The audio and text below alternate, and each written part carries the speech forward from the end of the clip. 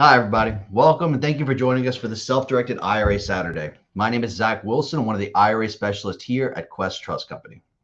So before we get started, got to give you the disclaimer. Everything that you're about to hear is going to be for your educational purposes only. It's important to understand the role that Quest will play when it comes to your retirement investments.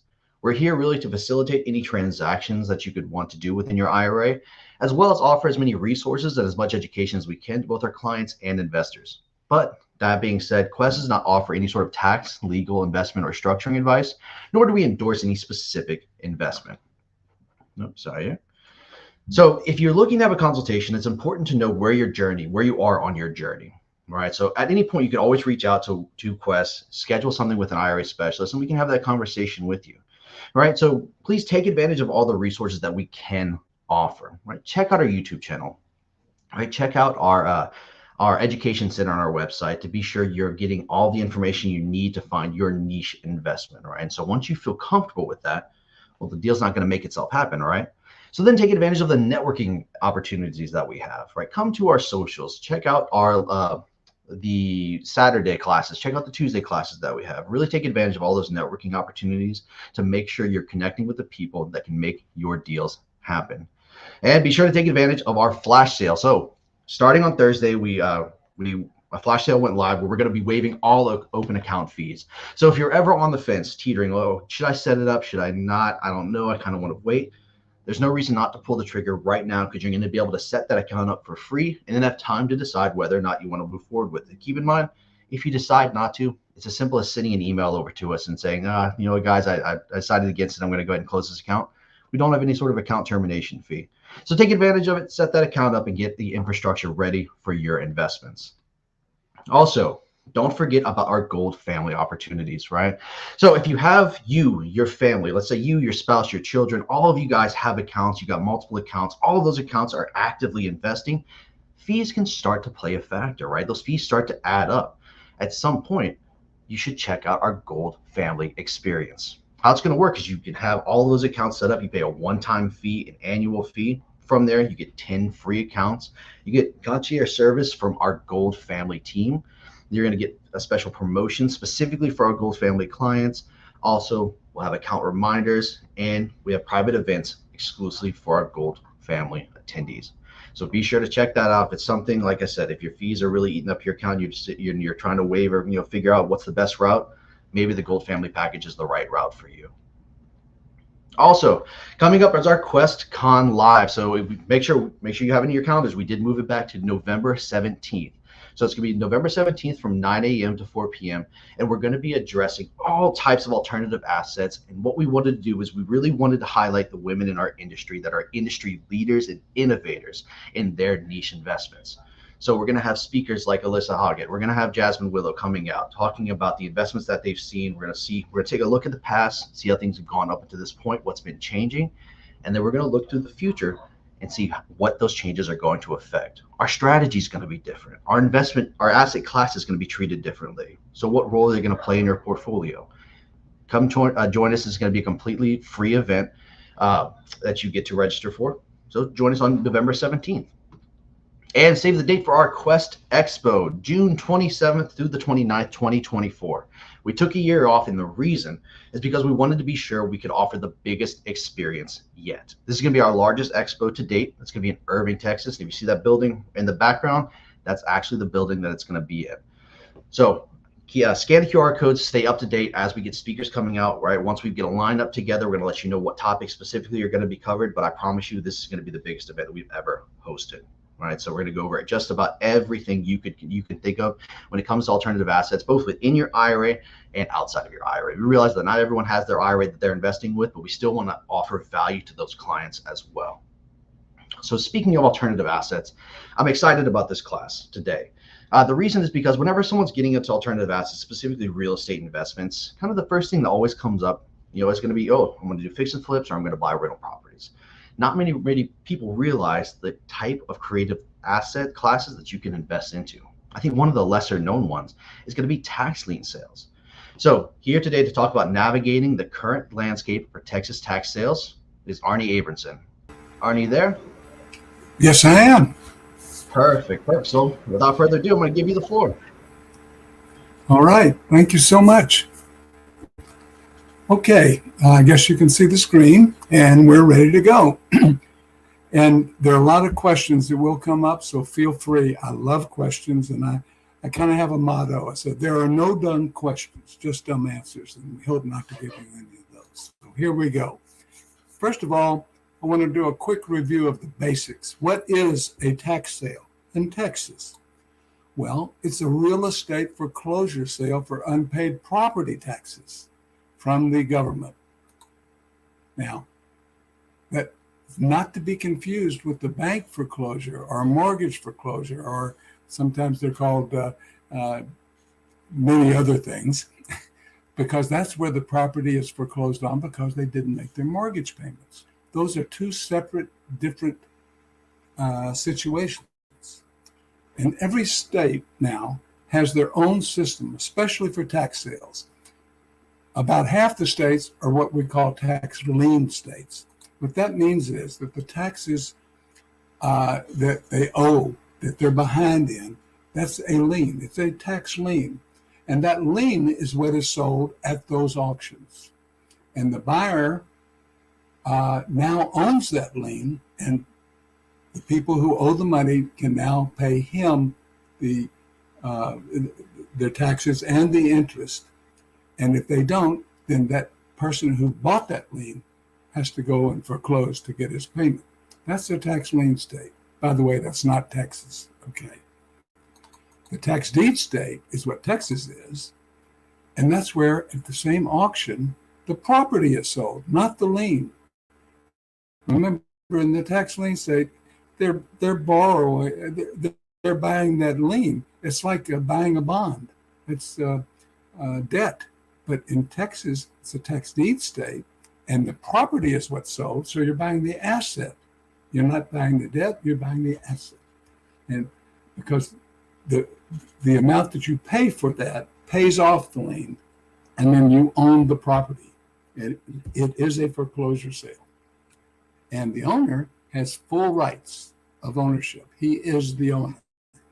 Okay? Now, Texas is very special for a lot of reasons. Number one, we have high population growth. I mean, it's amazing. And a statewide housing shortage that was here even before COVID. And now we have an even larger demand for housing, and there's a big shortage of housing, just incredible. No personal state income tax. That really attracts a lot of people, especially Californians. And there are great employment opportunities because there's a lot of stuff going on. All the cities are growing like crazy, and some of the small towns and everything. Plenty of land, and the prices are better here than in most other states. We're very family friendly in Texas. And this was an amazing statistic. They did this whole study on diversity, and California was the #1 diverse state, which wasn't a surprise to anyone. But what was a surprise is that Texas was #2. And I think I'm doing this from memory. I think they said there were like 158 different languages being spoken in Texas. So it's just amazing. But the big thing is Texas has the best tax sale structure of all the states, in my opinion. Now, here's one of the reasons why. Texas is a tax deed state, not a tax lien state. And what that means is if a real property owner doesn't pay his taxes, now I've underlined real property to distinguish it from personal property. If you buy a house that's on a lot and it's got a car in the driveway, you don't get the car. The car is personal property. You get the land and you get the property. So that's the difference.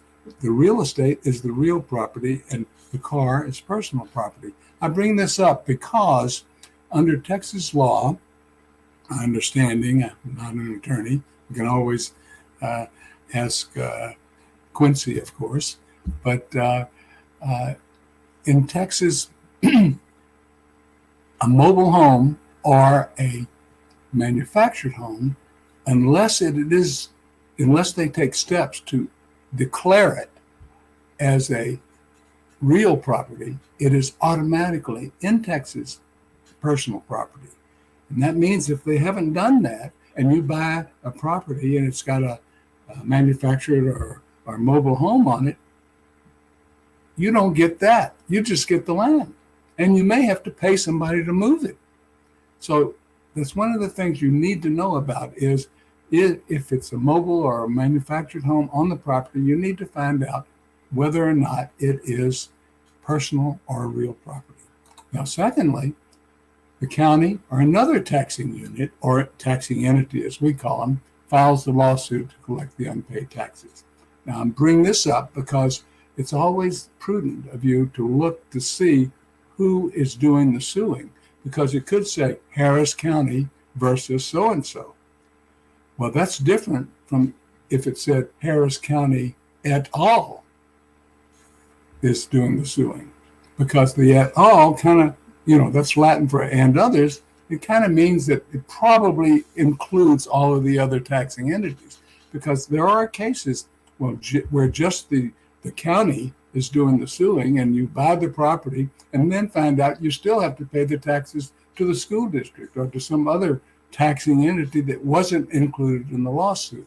So look for the et al. Now, understand this, however, a little warning. Et al. Means and others. It doesn't necessarily mean and all others. So it's always prudent to check anyway. Now, a judgment is what's rendered, and the owner is given the opportunity to pay the taxes owed.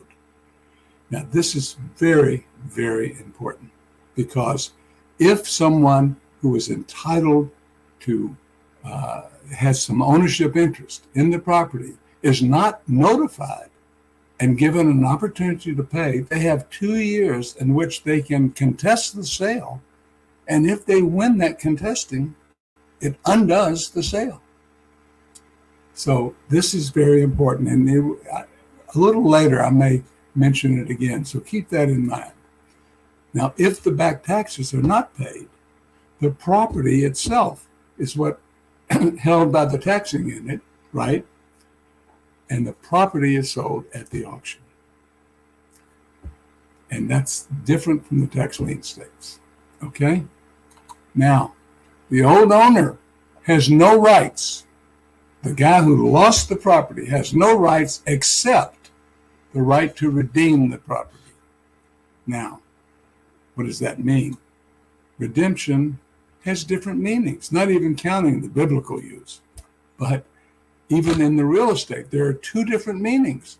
In a tax lien state, that just means they pay off that loan. Remember, that's what you bought. You bought the loan, or really the lien on the property that they owe for taxes.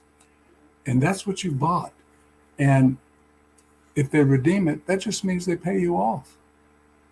That's all that means. They paid you off. And all the gurus out there talking about tax lien states, they're going to say, 90% of them get redeemed. Well, sure they do, because they don't want to keep paying and then lose their property if they go to foreclose. Now, in a tax deed state, redemption means something entirely different. It means that if you bought that property at the tax sale and they redeem it, they have to pay you what you paid at the sale plus a penalty fee. Now, only a few of the states, remember about half the states are tax deed states, only 6 or 7 of them have this redemption provision. Now, if they redeem in Texas, they have to pay us back what we paid for the property and 25% if it's within the first 12 months. That means if you bought it for $125 and they want to redeem, they say, I want my property back, they have to pay you, you can charge them up to $125,000 for it. Now, that's the highest, the 25% redemption is the highest of all the states. That's one of the reasons Texas is so special.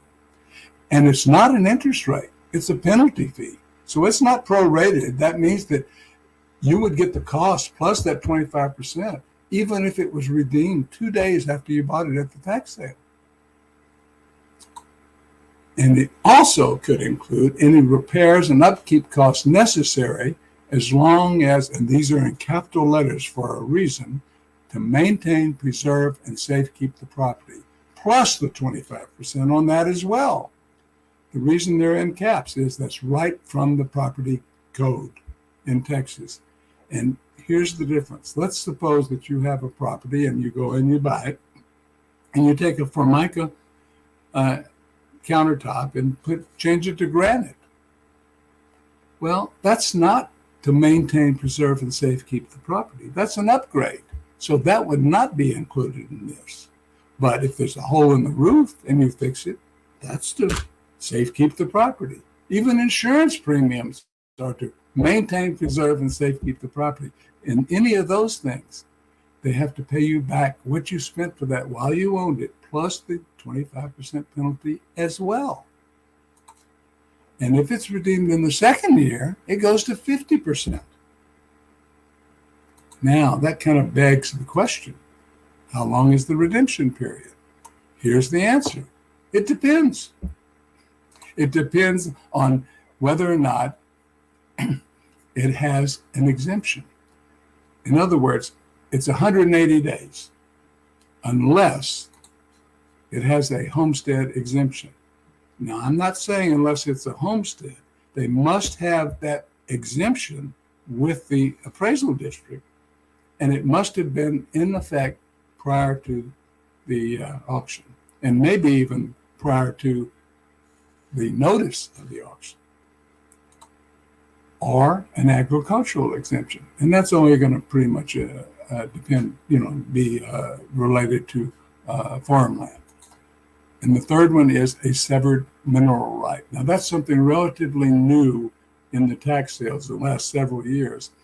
It's where someone had sold their mineral rights of their property. And once that happens, it's separated from the property itself. And that's why they call it a severed mineral right.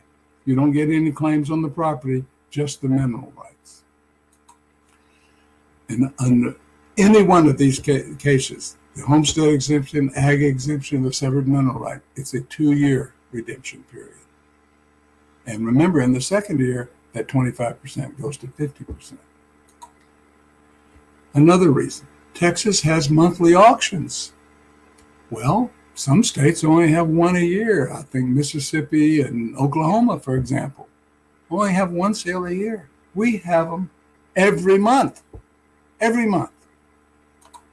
Always on the first Tuesday, unless New Year's Day or 4th of July. And that happened this year. 4th of July was on a Tuesday, so they had the sale the next day. It's on the Wednesday. Other than that, it's always going to be the first Tuesday of the month, unless it's January 1 or July 4. And it would be on the Wednesday. And another thing, Texas has 254 counties, more than any other state. Now, some of the counties don't have as many people in them as we have on this sale, on this on this viewing right now. So they're not necessarily going to have a sale every month.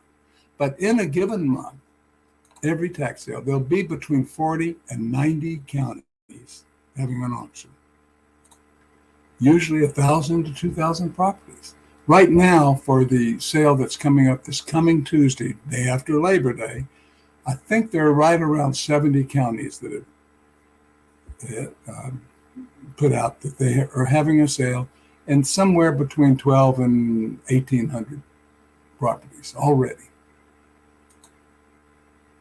Now, the buyer at the auction, if you buy the property, you get immediate possession. Well, the reason I bring this up is that's not true in all states. In Georgia, for example, you get immediate ownership, but you have to wait a year and then apply for possession. Well, in Texas, it's immediate possession, which also means you get immediate rent entitlement, even though it's on the 5th of the month, this next month, next week. If they haven't paid their rent, you get it. Now, this is interesting. When you buy a property at the tax sale, it wipes out the non-governmental liens. In my example here, a mortgage. Is a mortgage a government lien? No, it's not. So watch what happens. Gone. I hope you were giggling. It took me 20 minutes to figure out how to do that. Okay. What's the economic outlook today like? Because, this is, what effect does it have on the current landscape of tax sales in Texas? That's what you need to know, because it's ever changing. Every day we have a new expert that comes along, and one of them will say, we're going to have inflation. Well, no, it's going to be stagflation. Well, we're going to have a recession or a depression. So what day is it today? The point is, in these uncertain economic times, it's best to stick to basics, because no matter what, we all have to have these basic necessities. What are they? Well, food, clothing, and shelter, of course. We all need those. Water is included in food, by the way. So how do we invest in these things? Well, let's look. Food, where does it come from? Animals and crops. Sounds like real estate to me. How about clothes? Where does it come from? Animals on the farms. Now, also, I know what you're thinking. There's some synthetic ones that are maybe based on plastic or oil or something else. We'll get to those in a second. But that's also real estate. And number 3, shelter. Where do we live? In houses, real estate. Where do we work? In buildings, real estate. Where do we go to school? In buildings. It's all real estate. Now, I did add one more, because we still need to heat our surroundings in the winter and cool them in the summer, especially this summer. And we move around. Texas is, to go anywhere in Texas, it's a half hour minimum, right? And this is where, if you have these synthetic materials, they're all petroleum based pretty much. So all of this, what we added was energy. And where does energy come from? Real estate. The bottom line, real estate is the common denominator. Now, which state has the most real estate? Well, if you said Texas, I wish it were true, but it's Alaska. Alaska has more real estate than Texas, but it's not all usable and it's not all available. It's hard to get there from here or from almost anywhere in the continental U.S. So if we're talking about the continental U.S., then really Texas is the winner. And that's what we're talking about. So why aren't there more people doing it? It sounds so great and so easy and all this. Well, there are some barriers. We hear about a lot of them. The one we hear the most now is competition. And that's it's a real factor. Now, here's my question. Who is the major competition? Well, we might think about the institutions, the hedge funds, the private equity funds, the real estate investment trust. And then there are those that no one else is talking about. Now, I'm not going to name it, but I'm going to give you a picture, and I'll bet you can figure out what I'm talking about. Anybody want to venture a guess? Well, let's talk about money laundering. How about legally? Let's suppose you live in Colorado and you're raising marijuana and you get a lot of cash and you can't go to the bank with it because they won't take it. It's a federal offense. But you can come to Texas, bid on a property, win the bid, give it to the sheriff. He gives you a deed, legally laundered. That's pretty tough competition because they don't care what they pay for it because it's hard to use it anywhere else. Now, where is the most competition, especially from these institutions, etc.? In the metro areas, in the big cities. For example, why would they? They have a tax sale every month. I guarantee you. Houston, Austin, San Antonio, Dallas, and Fort Worth will have a sale every month. The big cities, the big five, right? And in these big cities, there are more properties being offered. They're more for sale. There are more contractors. There are more renters. And when you're ready to sell them, there are more buyers. So naturally, that's where the action is going to be from people going. you've got somebody coming in from one of the big institutions. He may not go to Hutto, Texas, to that auction, but he probably would go to Houston or Austin or something because he's got more. Now, have you ever heard of a Texas triangle? That's what it looks like. It's a triangle. If you connect Dallas, Fort Worth with Houston, Austin, San Antonio, they're all in there in the triangle. Now, here's something really interesting. In that triangle, and look, it's not a big part of Texas, but that's 2/3 of the population of Texas is in this triangle. That's where all the competition is. Now, we'll dip in there sometimes in the smaller communities, but this is where the heavy competition is. But think about this. If that's 2/3, that means there's 1/3 outside of that. And that 1/3 is 10 million people. And if those 10 million people were a state on its own, it would be the 10th largest state. So there's plenty of deals out there, a lot better than you can find in the bigger cities right now, where all the competition is. Because where is the least competition? Right there in the smaller communities. Why now? In Texas now, there's a shortage of building materials, massive influx of new people from other states, high gas prices. I don't have to tell you that, do I? More people working and schooling from home. They need bigger homes. Well, should I double the amount I could have paid 3 years ago to buy one in the city, or maybe think about a little further out? Because I need a larger home now. I'm schooling from home. I'm working at home. Tough.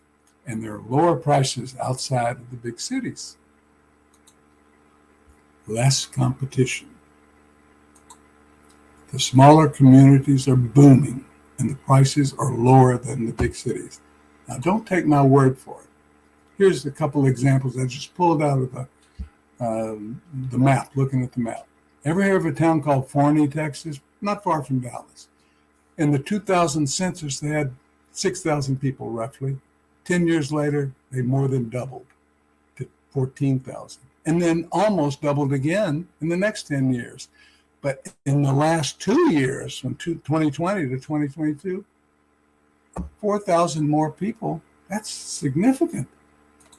How about Princeton, Texas? 34,000 to 26,000 in that period of time.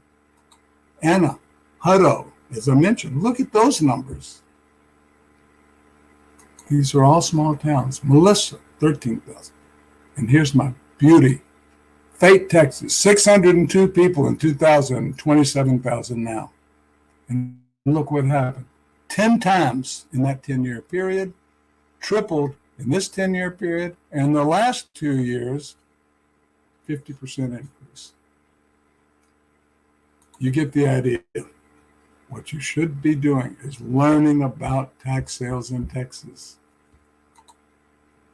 Auctions every month. Least competition of any other medium. Why do I say that? Think about it. If you're going to buy something on the MLS, who are you competing with?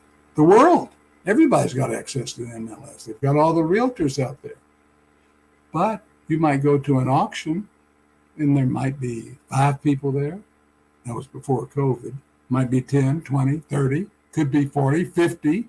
I've seen 100. That's still a lot less than anywhere else. And scores of counties, like I said, between 1,000 and 2,000 counties, properties, because we might have 60, 70, 80 counties having a sale. And the lowest prices of any other place. Why? Because it's all cash. You've got $100,000 you want to buy property with. You could buy a $300,000 or $400,000 property because you put that 100 down as a down payment in most places, and you can get a mortgage. Not in the tax sale arena. You have to buy it for all cash. Any mortgage company, that will loan you the money to bid, much less, nor will they usually loan you the money to after you've bought it for cash for at least a 2-year period. In Texas, it's difficult because the title companies in Texas, generally, I've not found one yet that will give you a title policy less than 2 years after you've bought the property at a tax sale. Now, remember earlier I said you might hear this later. It's because of that reason that I said way back there that that someone, if they can prove that they were not notified and given an opportunity to pay that they owe the taxes, then they can undo the sale. In my 20 or 30 years to doing this business, I've seen that happen once. Just once. But that's what the title companies hang their hat on. And most people think it has to do with redemption. It has nothing to do with redemption. This is what it has to do with. That the title companies don't want to take the chance that they will give somebody a title policy and then some guy gets it undone and they're on the line for that. That's the real reason. You heard it here first. Some of the auctions are online. Some are not. Most are not. But the bigger counties have started to. But having said that, Harris County is not online yet. Dallas County is. Tarrant County, where Fort Worth is, isn't. Bear County is. So in Austin, doesn't have to be. They only have 2 or 3 properties every month. Anybody, and they get bought up right away because that's the hottest city around. So, questions. There are a lot of questions, and I love questions. Remember, there are no dumb questions, just dumb answers. So feel free to contact me if you have any questions that I can help you with. Oh, Lisa, awesome presentation. Want me to repeat about the title companies. I didn't say they weren't able to give a title company. I'm saying they will not give you a title policy until at least 2 years after you've bought the property. Some of them want 4 or 5 years. Now, that doesn't mean that you can't sell it. It just questions who will buy it without title insurance. So that's really the problem. And by the way, the answer to that question is we will. My investors will, because we can go and see if there are any liens that don't go away, like government liens. And if not, okay, we'll buy it. But most people will not. So that's the problem. I told you there are no short answers. So I'm sorry to keep going on. Any other questions? Hey, Arnie, thank you so much. So in the chat, I'm not seeing any, but I did want to ask, for someone who's just getting into it, kind of one, would you say, is there a certain threshold of like capital I need to save up before I should enter into this investment strategy? Or do you think it's something that anyone can do from starting as low as 10,000 saved up, or or do they need a good nest egg? You certainly know that the prices have gone up big time. But that doesn't mean that you have to have several 100,000 to participate. We have a lot of people. We have what we call a provisional program in our company, where we can take someone who wants to learn about it, and we can teach them by doing it. We call it a learn and earn. We can teach them what to do, and they can accumulate money and go ahead and do that. And we will have some, I hate to say this because I don't want to jinx it, but I think we're very close to being able to have our own financing for some of our people, which is unheard of. That's exciting. So you want to see the, yeah, it really is. The small county slide again. I know what you're saying. Yeah. Okay. Yes. You want to see those numbers. Actually, you know what? If you'll, oh, there they are. Thank you. I was going to say, if you want to contact me, I can give you more information on them. Isn't that just incredible, though? Yeah, especially I just did those in like 10 minutes to pick them.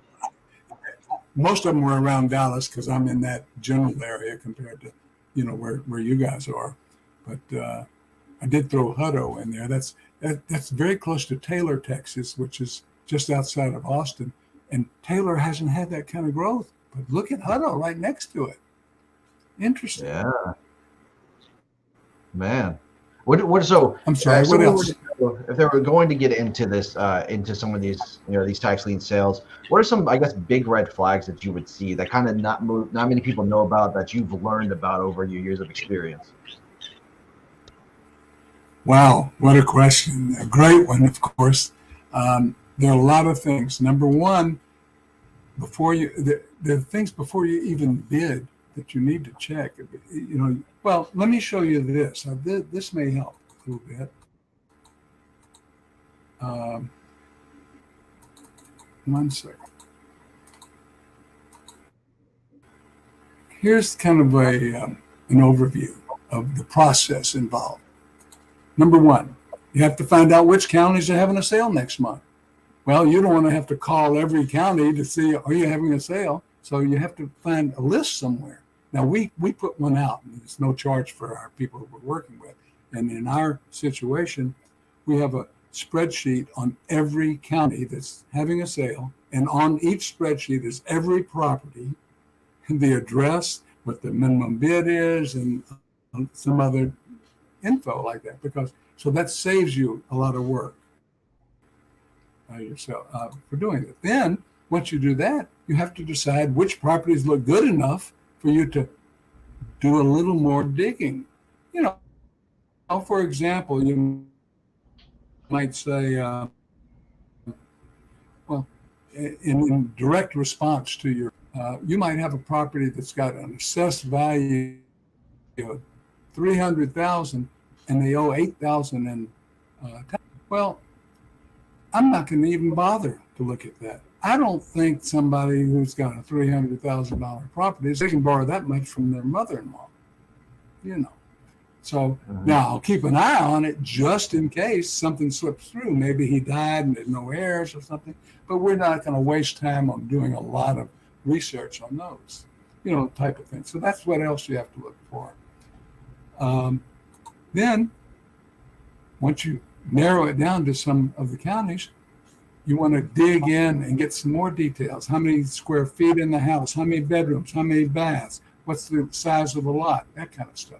And all these things, I'm not dodging your question, but these are the areas that you can screw up by not knowing. Yeah. And then you want to crunch the numbers.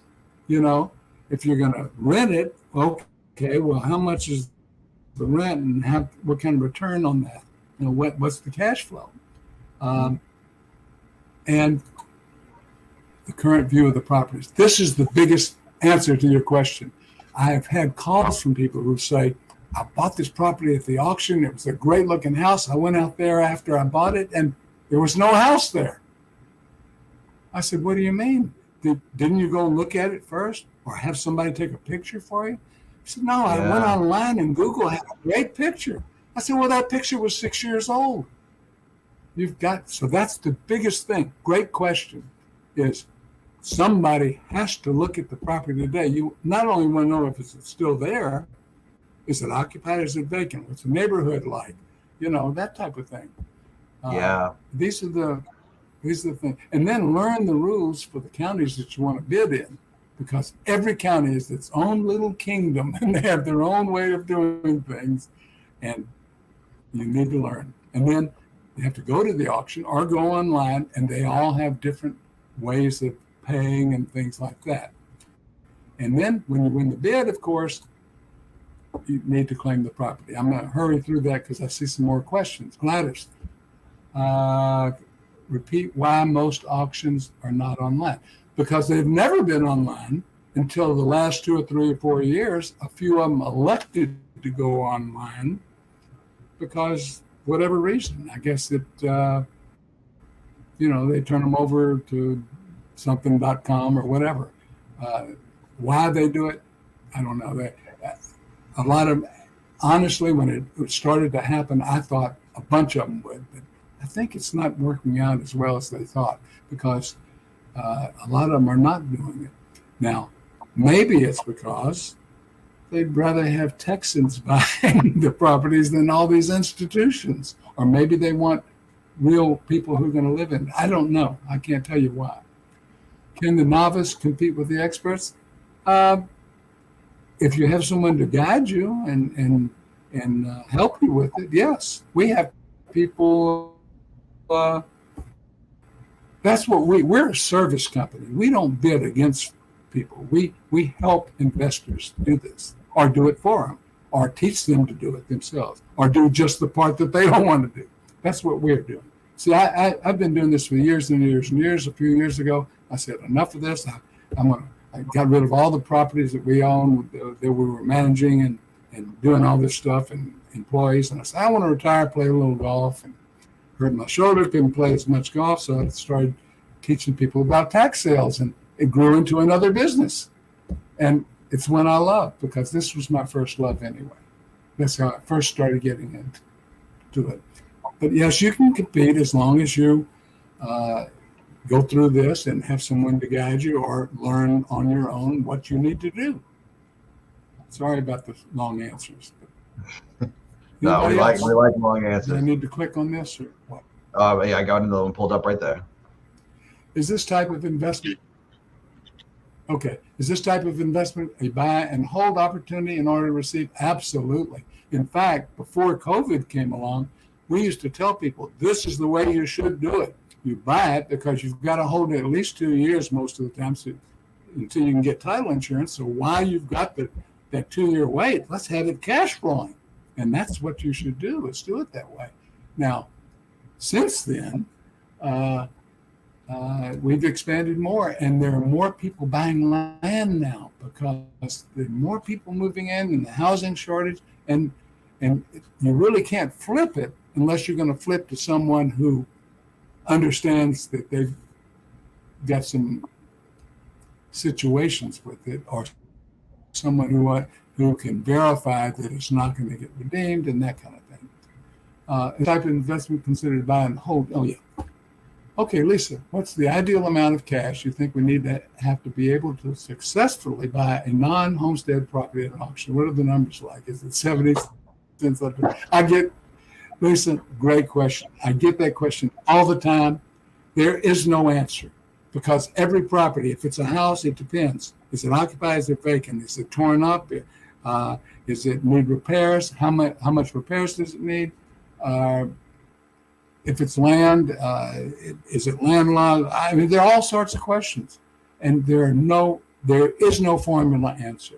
Every one of them has to be done individually, and that's how we try to help you with it. Now, having said that, I can tell you this last month, I can't give you a percentage of the price, because percentage of the value. What value are you using anyway? I mean, is it the assessed value? Is it the MLS value? Or is it ARV, which I consider to stand for as any ridiculous value that the seller puts on. So even if we could come up with a percentage of what?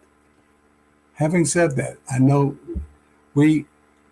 this was really, I'm still in shock about it. Last month, for our investors, we won more than a third of the properties we bid on. That was incredible.